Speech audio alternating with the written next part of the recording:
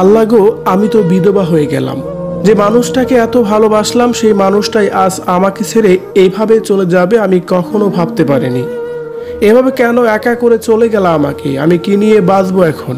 জীবনের শেষ মুহূর্ত সময় পর্যন্ত আমি তোমার সাথেই থাকতে চেয়েছি, আর সেই আশাকে নিরাশা করে দিয়ে এইভাবে চলে যাবে আমি কখনোই ভাবতে পারিনি। কান্না করতে করতে যেন কথাগুলাই বলছিলেন তৌকিরের স্ত্রী নিঝুম। স্বামীকে হারিয়ে যেন পাগল প্রায়। কাঁদতে কাঁদতে লেফটেন্যান্ট পাইলট ফ্লাইট তৌকির ইসলাম সাগরকে নিয়ে কি বলছে তার স্ত্রী নিঝুম, এ বিষয়ে জানতে সম্পূর্ণ ভিডিওটি দেখে সঙ্গেই থাকুন। সর্বশেষ হেলিকপ্টারে করে নেওয়া হয়েছে তৌকিরের লাশ, আর বাকরুদ্ধ হয়ে শেষ পর্যন্তই তাকিয়ে দেখছে তার আদরে স্ত্রী নিঝুম।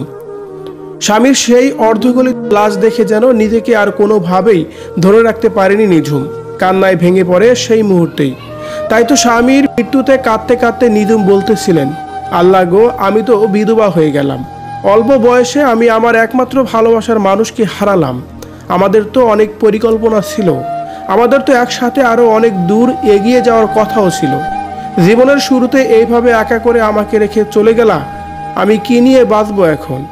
একমাত্র স্বামীকে হারিয়ে যেন এভাবেই কান্না করতে করতে এই কথাগুলোই বলছিলেন বিমান বাহিনীর লেফটেন্যান্ট ফ্লাইট তৌকির ইসলাম সাগরের স্ত্রী নিঝুম।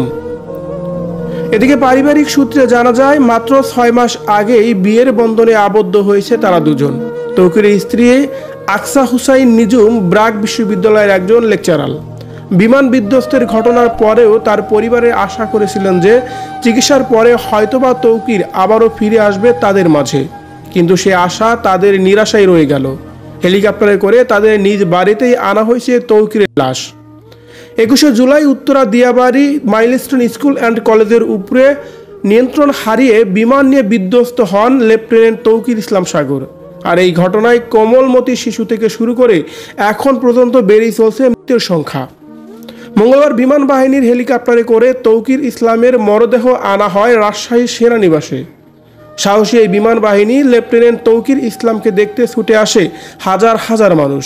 শেষ পর্যন্ত রাজশাহীর সফুরা কবরস্থানে তাকে দাফন করা হয়েছে।